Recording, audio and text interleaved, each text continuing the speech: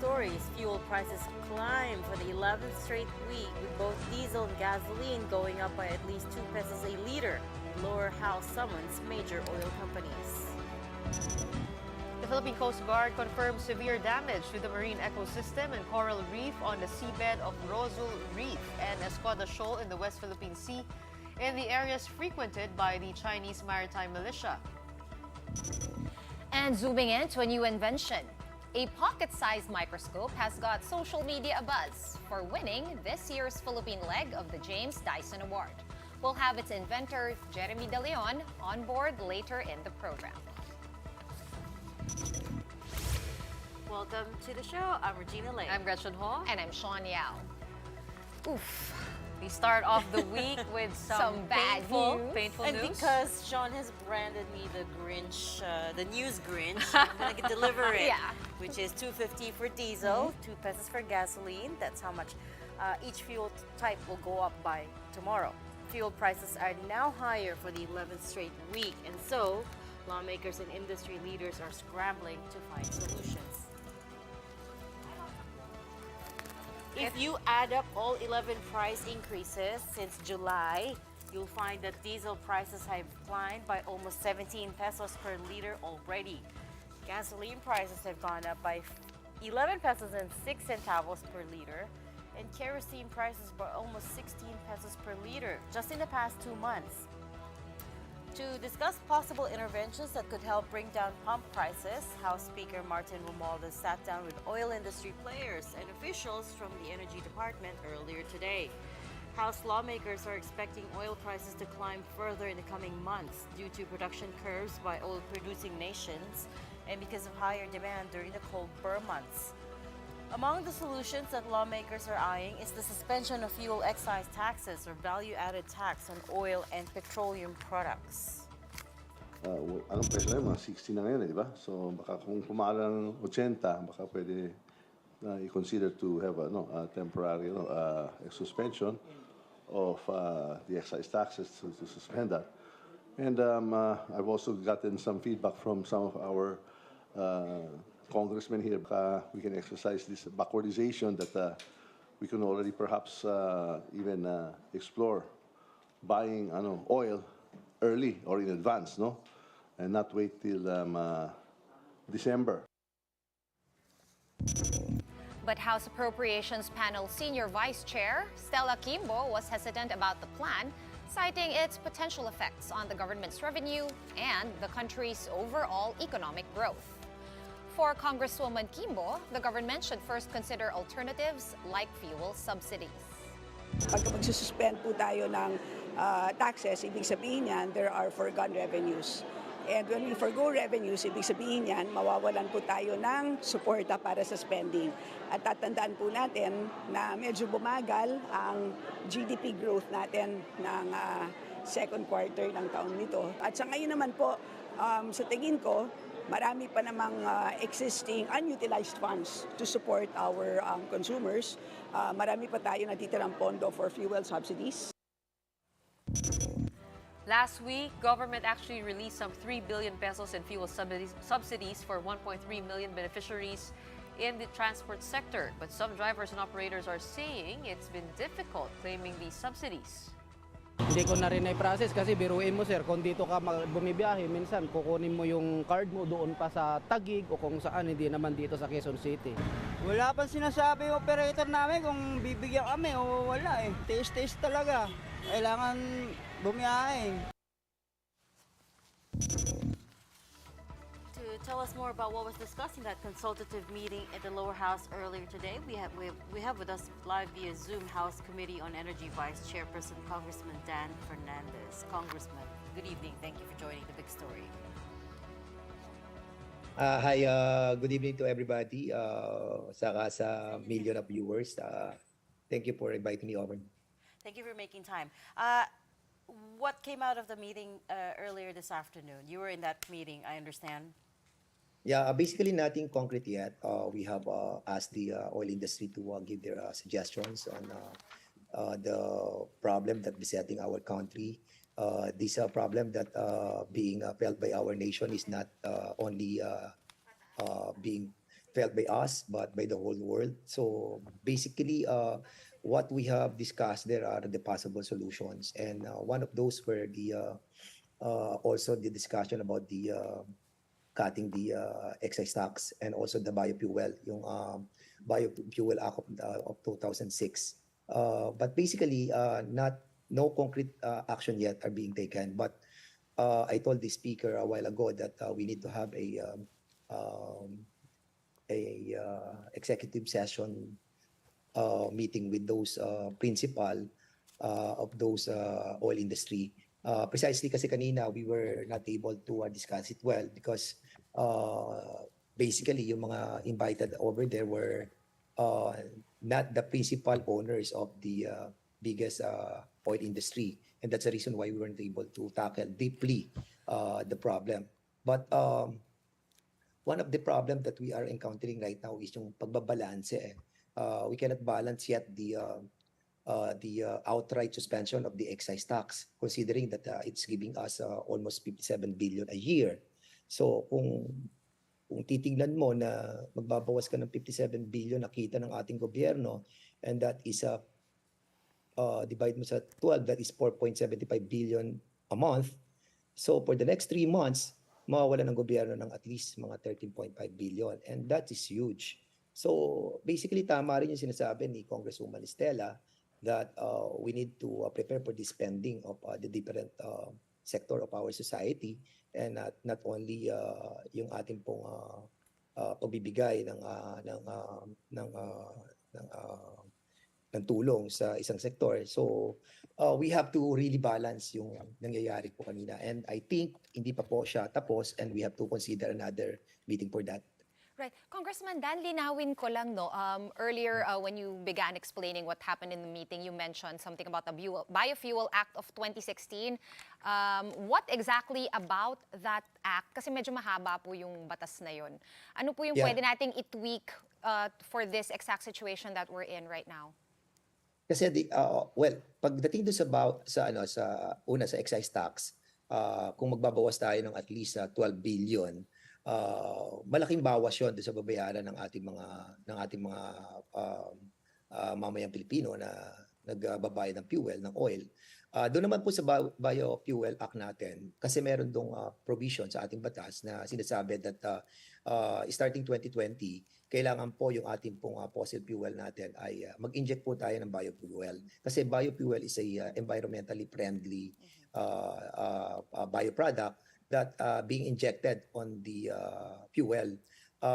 We need to subscribe sa international standard na maging mag-contribute tayo sa climate change, sa global warming. So basically, nagbabayad doon ng at least 3 pesos or I think $3 para po doon sa additional payment para doon sa byproduct ng biofuel. And kung isususpend natin yon for the meantime, makakabawas yon doon sa presyo ng ating ng fuel sa gasolina saka sa diesel. Congressman, sabi po nung since you were talking about subsidy, sabi po nila medyo pahirapan daw yung pag-claim ng subsidiya mula sa Land Bank of the Philippines. Sabi po nila na yung iba nako-confuse dahil may election spending ban. So what do you plan to do about that? Well, actually that's true, Even me, sa Laguna, Santa Rosa, tapos sa ibang parte ng bayan namin sa Santa Rosa, I've been talking to a lot of different TODA, sa tricycle, sa mga jeepney. And as a matter of fact, what the government have promised noong 2022 at 2021 na fuel subsidy ay hindi pa nakakarating sa kanila.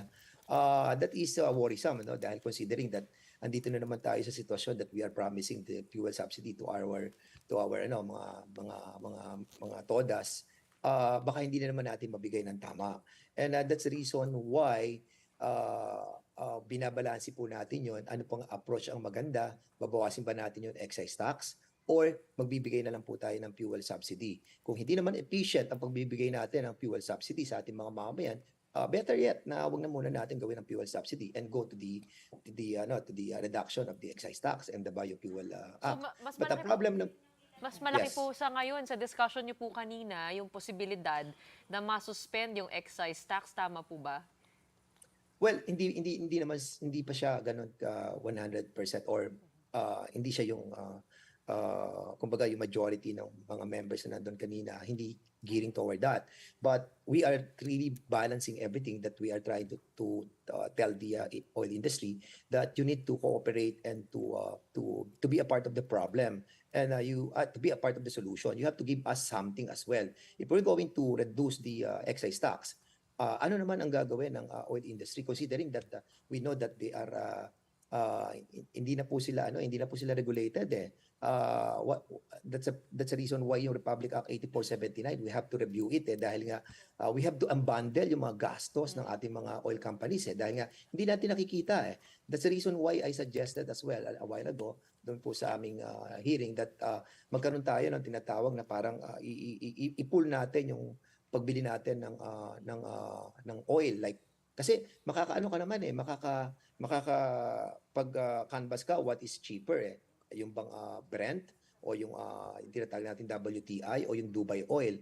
As a matter of fact, kung gagawin mo na concerted effort yung gagawin nilang pamimili nila ng lahat, somehow ay baka ma-address natin yung problem. But ang sinasabi nga nila doon, because they are a competitor, lahat sila magkakalaban because of the oil regulation law, may point din naman sila dahil nga hindi naman sila dapat bumili sa isang magkakasama sila. But this is an extraordinary situation.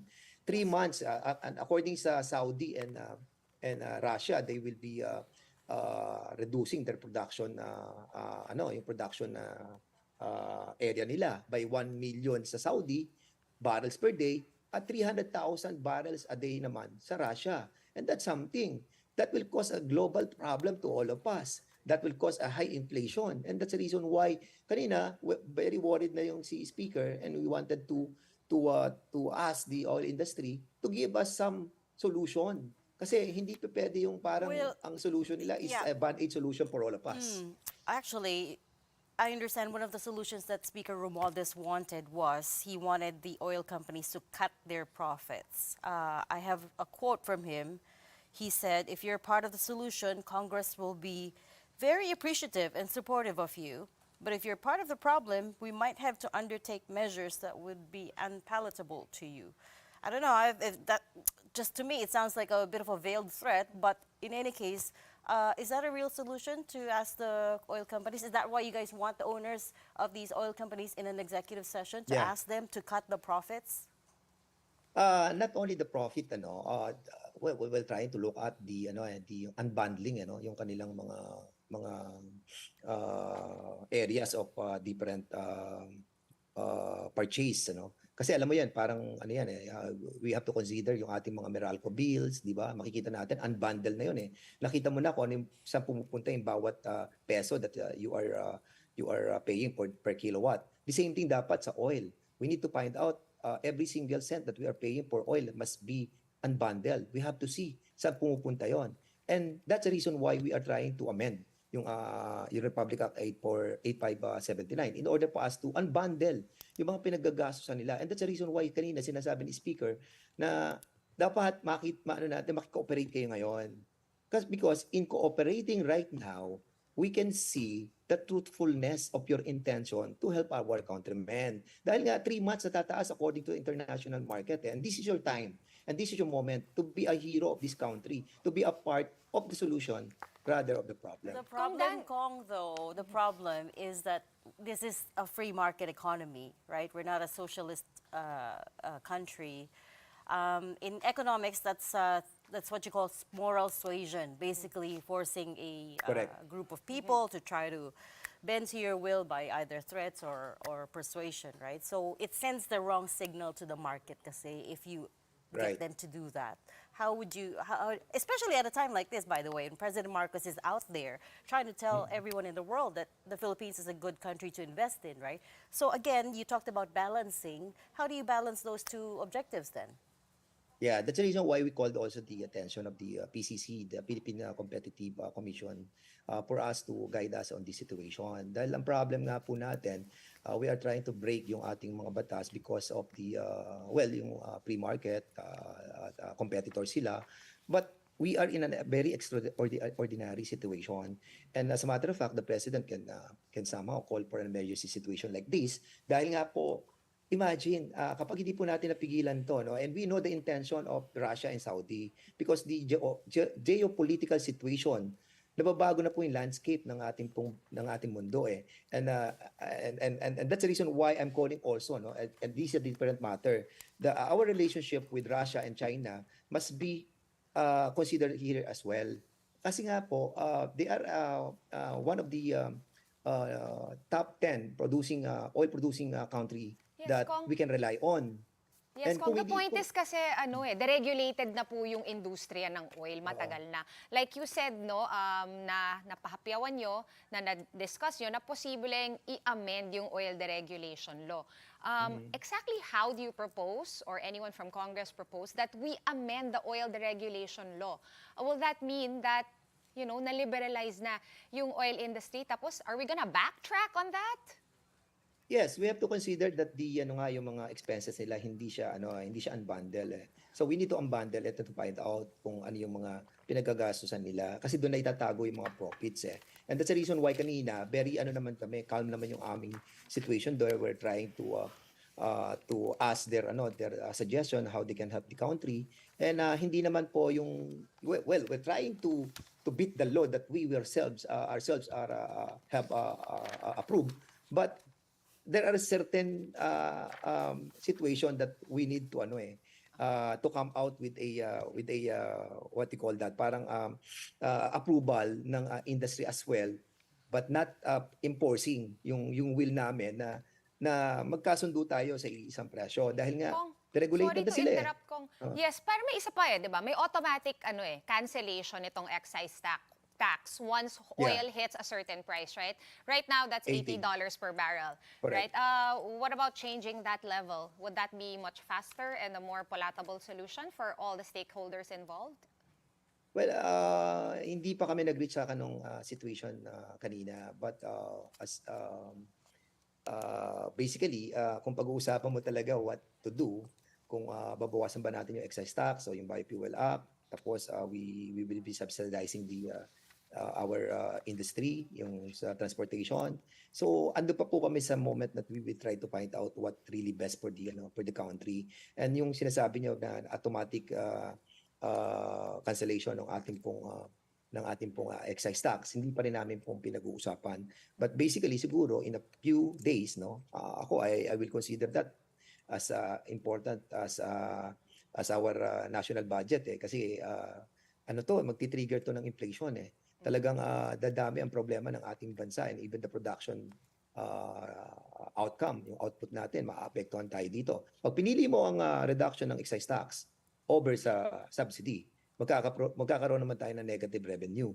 Magkakaroon tayo ng problema doon sa ating pagkakastusan. Pag pinili mo naman itong subsidy, magkakaproblema naman po tayo dito sa kabila. So, hindi mo alam what to do. And the best thing to do is a little of this, a little of that, and a little from the oil industry. All right, I guess we'll just hear, I guess may next meetings pa on this. Well, actually, when's the next meeting on this? You talked about executive session. When are you calling it? Well, a while ago, I went out because I have a plenary debate on the amendments of the MUP. So I wasn't able to hear yung totality of the conversation in the committee. No worries, Kong. We'll just keep following this issue. Thank you so much for your time tonight. That was House Committee on Energy Vice Chairperson Dan Fernandez. Thank you so much. Up next, the AFP expresses alarm over the severe destruction of corals in the West Philippine Sea attributed to Chinese militia vessels. We'll take a closer look at the damage when we return.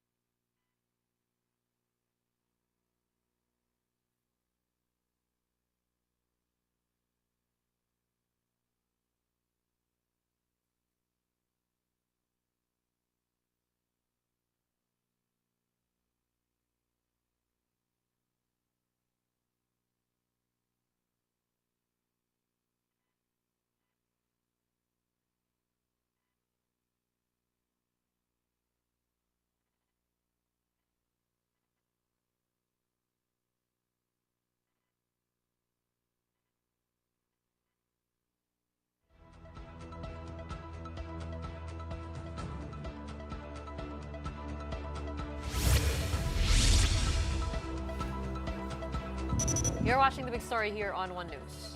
The Philippine Coast Guard has released a video showing how bad the damage to our marine environment in the West Philippine Sea is.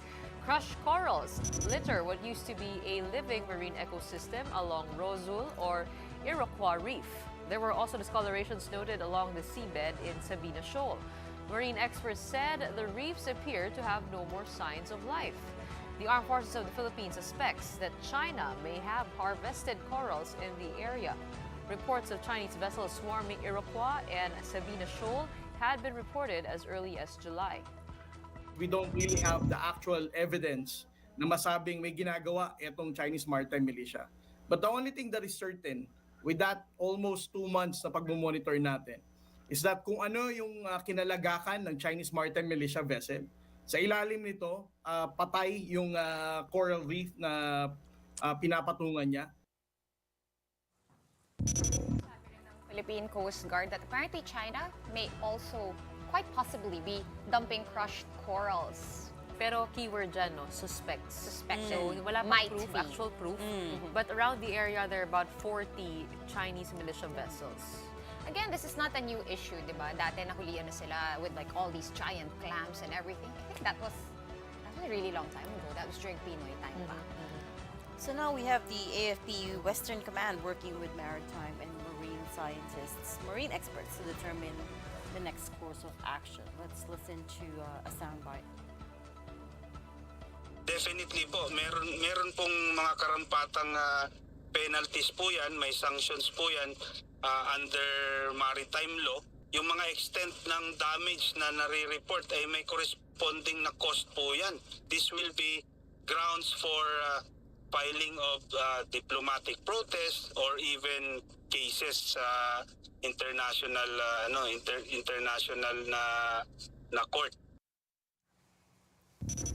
Ito na nga, nagsasagutan na yung China at yung Japan. Dahil nga suspects nga, Oo wala nga. pang proof. Ito ano na nga. mangyari? Sabi ng Japanese ambassador. Emphasis on suspects. Sabi kasi ni Ambassador Koshikawa Kazuhiko, sabi niya, very alarming news. Our oceans are the lifeblood of our planet. Of course, he was reacting to the reports of coral damage in Pinost the niya Philippines. sa Twitter yan. Oo. Tapos sumagot si Chinese Embassy in Manila. Ang sabi ng Chinese Embassy, people should be alarmed by the spreading of such disinformation. Tapos tinag nila si Ambassador Koshikawa, stop the release of contaminated nuclear water from Fukushima. Well, that's also a fair point. It is a Although fair point. it's an ad hominem attack, right? Because it's it's outside the issue already. Pero But I think I like the strategy of the Philippine Coast Guard that they're shedding more light into what is happening there. I mean, sabi naman, matagal na nangyayari, pero ngayon we're actually being more proactive in documenting and in spreading it to the new... That's part of the Coast Guard strategy, right? They said we Yes. don't have high-powered weapons like water cannons, for instance, but we will use technology to the best. We're that good we at can. social When you media. see after it, all, Social right? media, See it. exactly, yeah.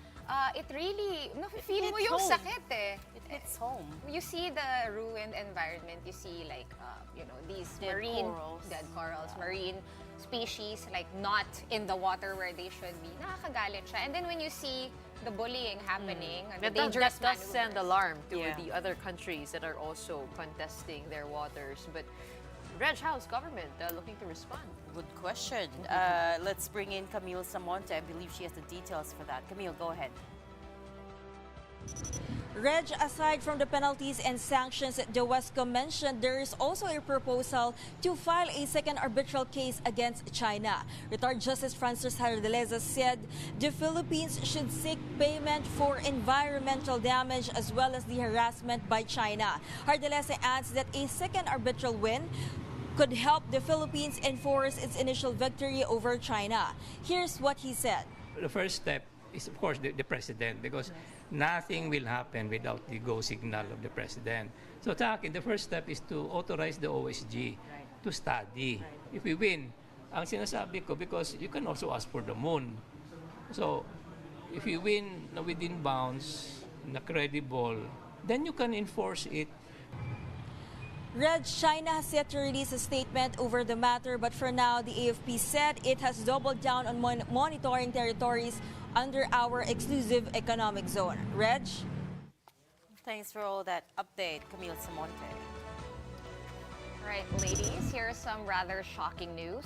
Pope Francis has dismissed a Filipino priest from the Diocese of Borongan due to alleged sexual abuse involving minors. The Catholic Bishops' Conference of the Philippines, or CBCP, said that the pontiff's decision to expel Pio Aclon was announced on Sunday by the Diocese of Borongan. Aclon last served at a minor seminary in Borongan before the diocese suspended him from his clerical duties. In response, Aclon demanded from the diocese to provide him with that letter from Pope Francis ordering his expulsion. He also questioned why the issue was brought to social media, which he considered a violation of his canonical rights as well as his human and civil rights. The Diocese of Borongan has yet to reply to Aclon. The CBCP, though, has assured the public that there will be no cover-up in the investigation of sexual abuse cases involving the clergy. The organization also said that it has created an office that will help protect minors from alleged sexual abuses. Just 2 months after the Maharlika Investment Fund bill was enacted into law, several groups filed petitions to declare it void and unconstitutional. Among those who filed this morning is Bayan Muna Chairman Nery Colmenares and Senator Coco Pimentel. They're asking the Supreme Court for a temporary restraining order for the transfer of money into the Sovereign Wealth Fund. The Land Bank and Development Bank of the Philippines have each remitted their share of the seed money for the Maharlika Fund, 50 billion pesos from Land Bank, while 25 billion pesos from DBP. Hindi pa nga makumpleto nila ang direktor, parang sino-sino ba ang direktor niyan? Baka naman mga direktor niya na galing sa malalaking korporasyon na o kaya yung mga hindi naman sila independent talaga. Tapos pera ng Land Bank para sana sa magsasakayan, pera ng DBP para sana sa maliliit na negosyante, o kaya yung mga deposito ng ating mga government employees, delikado naman ata yan na maglaan ng ganong kalaking pera sa isang korporasyon o isang proyekto na hindi natin alam kung saan papunta ang pera. All right, we're gonna go on a quick break. Right after that, we will be speaking with Jeremy De Leon, a Filipino engineer who has been making headlines after inventing a microscope the size of a keychain. You don't want to miss that. Keep it here on One News.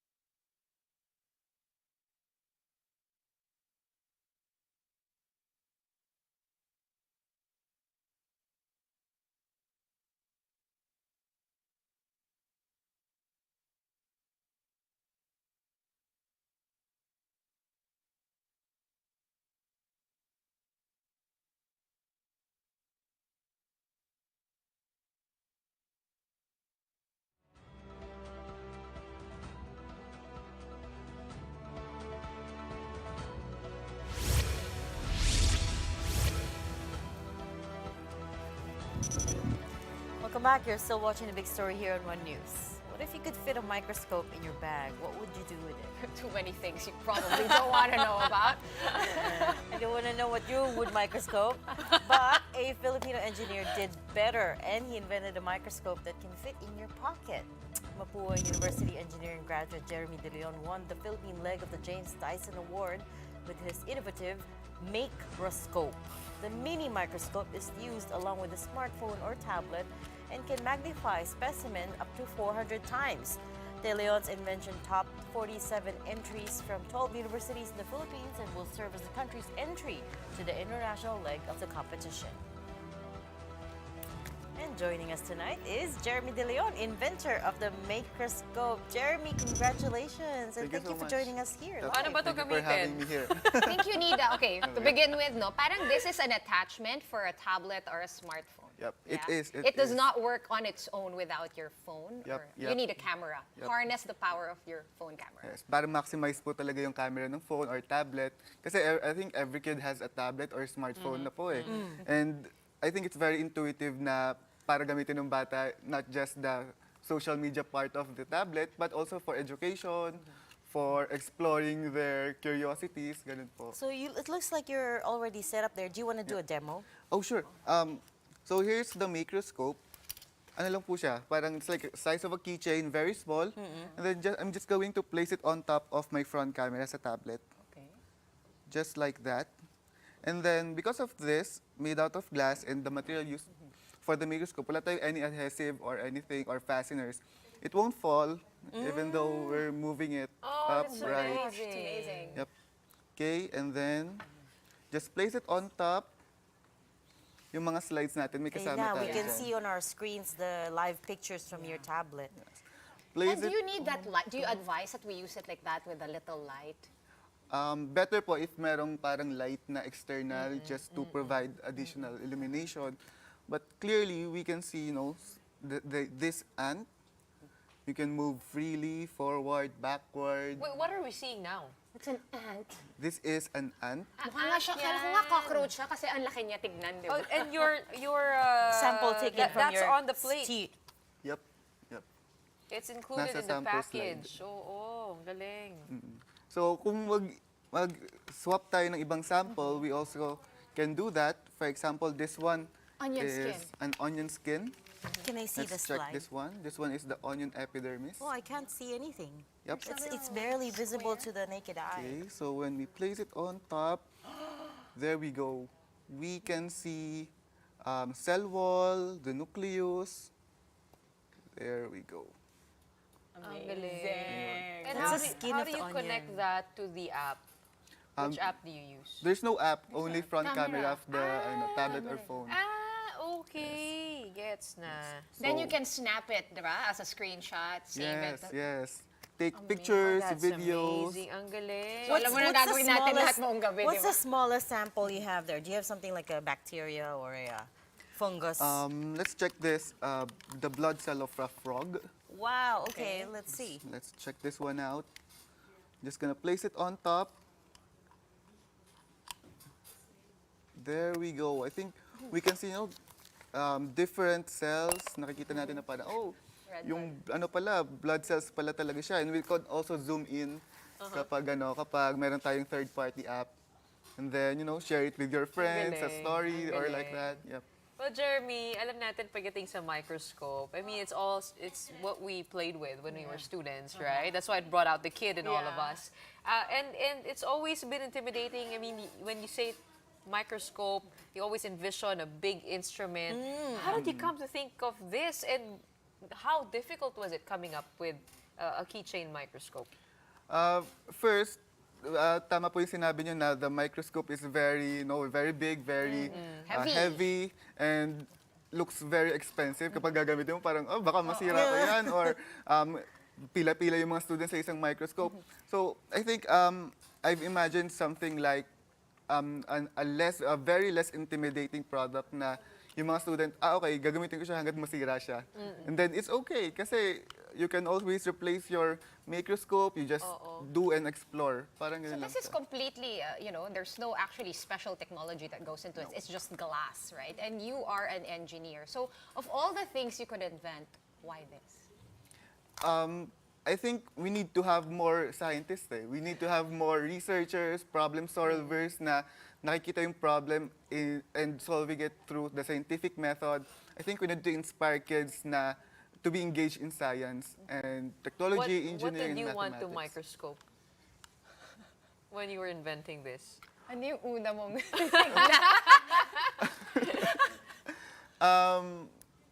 Siguro yung microorganism sa pond water or ano. So you mga got a ganun. drop of water? Yep.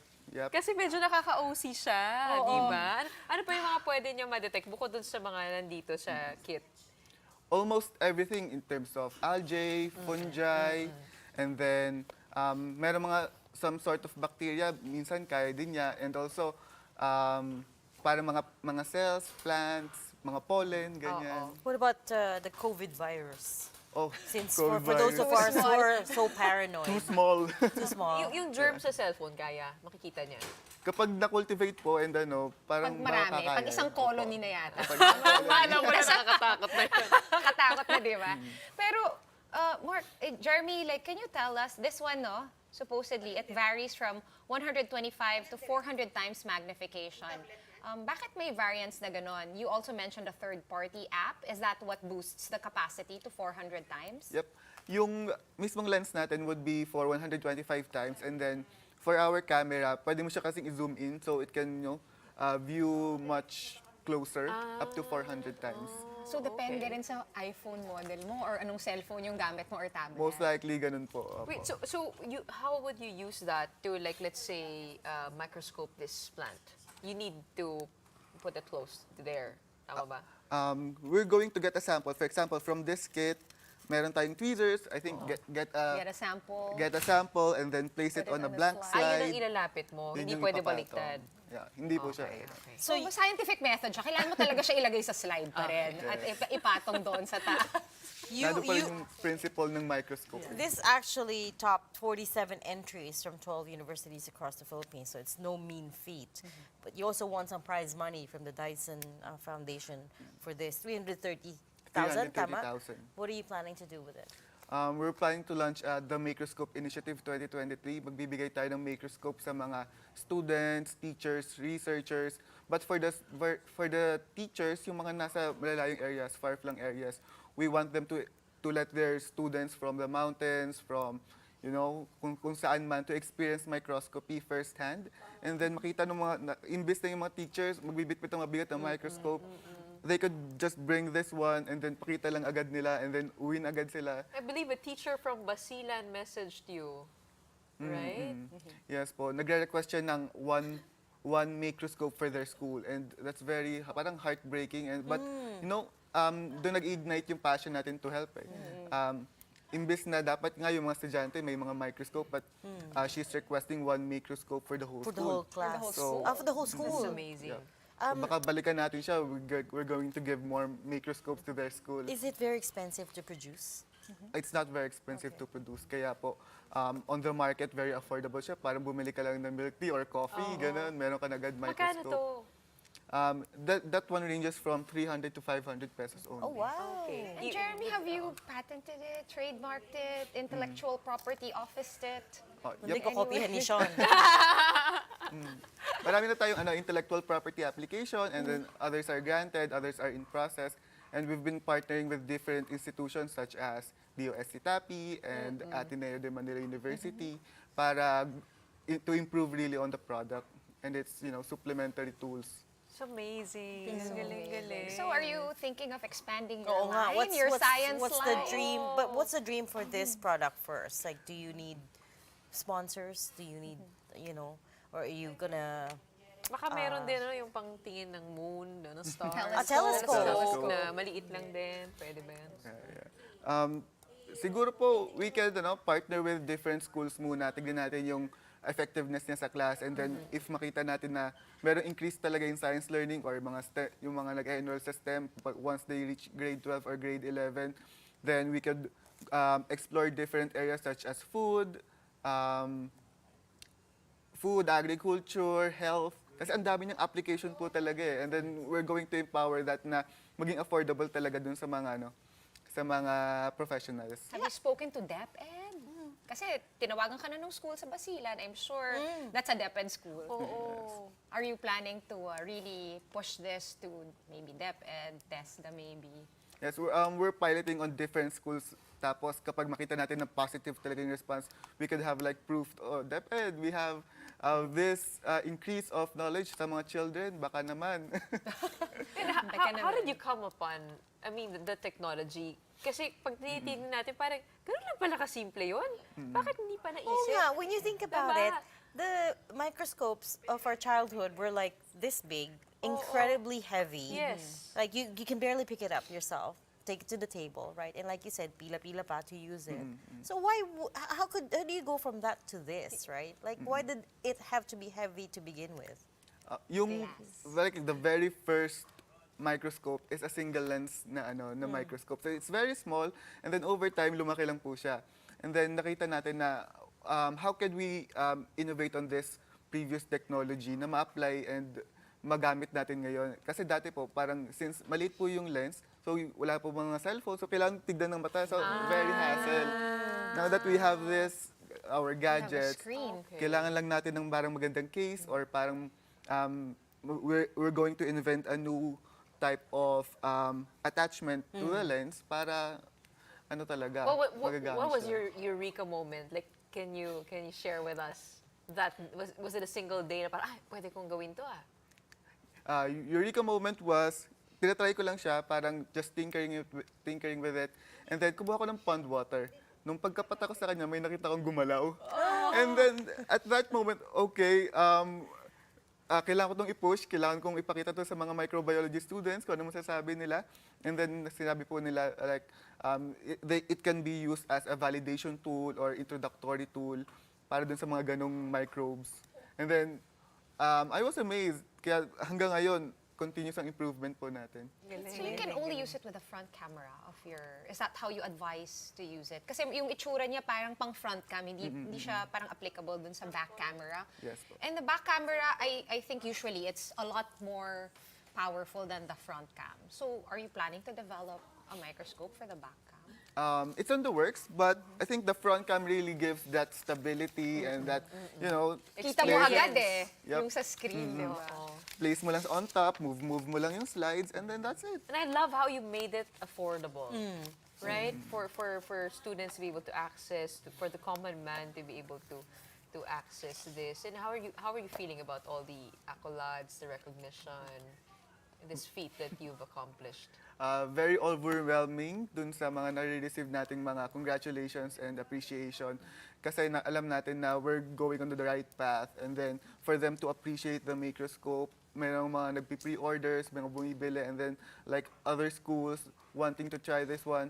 And we're trying to keep up with the demand. And also, nakakataba ng puso kasi I think even abroad, they're like, sharing it na parang, hey, this is a Filipino invention, like that. Yep. Can we see one last sample, Jeremy? And whilst you're I was doing like, that, I found dust on the couch. yeah, whilst you're doing, Nakaka-OC siya. whilst you're doing that, show us one last slide, and then whilst you're doing that, can you talk us through yung pre-order site? You said you can Okay. actually pre-order this for those interested, right? Yep. We can pre-order through our website, jeremake.com, for only, a small amount of pesos.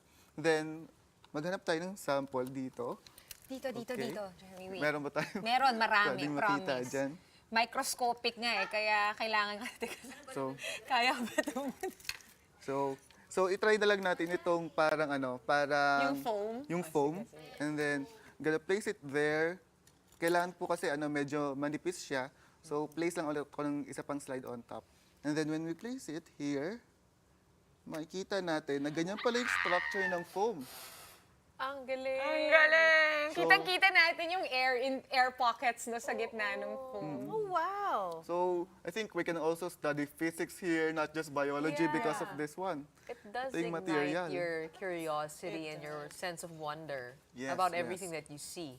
You know what the best part is, Gretch? You can actually screenshot it Oh, and yeah, post it to yeah, social yeah. media Oo nga, with malaking no bagay yun. downtime, di ba? Yep, meron mga nagla-live or sa Zoom sa mga classes nila. They're using it and then minsan yung mga nagtatry ng iba't ibang mga sample and then parang, uy, nakikita namin yung gumagalaw.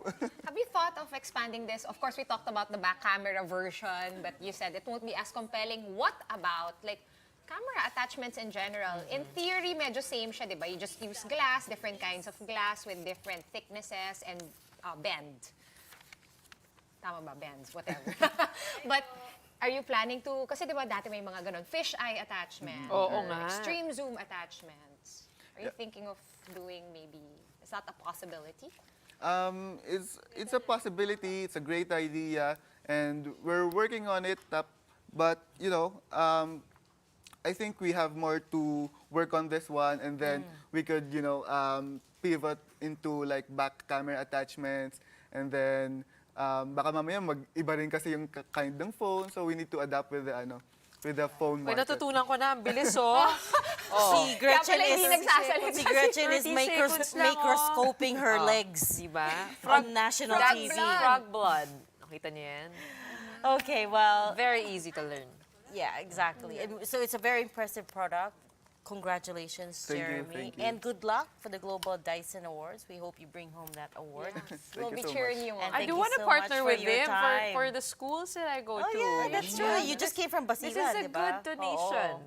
Oo. But for now, we're going to leave it there. Thank you so much for joining us, Jeremy De Leon, inventor of the Microscope.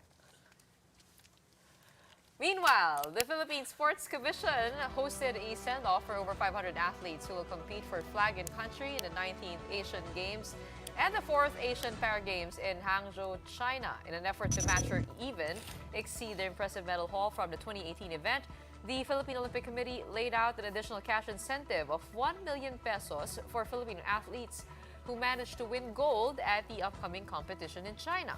The bonus adds to the already substantial rewards as per government regulations, which are 2 million pesos for a gold medal, 1 million pesos for a silver, and 400,000 pesos for a bronze at the Asian Games.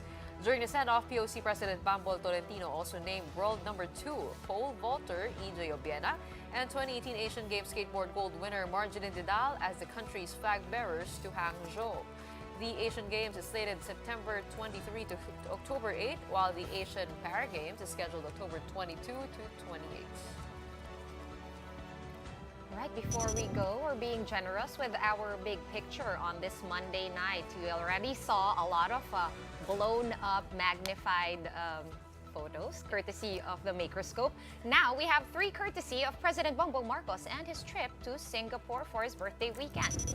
Here he is with Singapore Prime Minister Lee Hsien Loong, sharing a discussion during the F1 Singapore Grand Prix.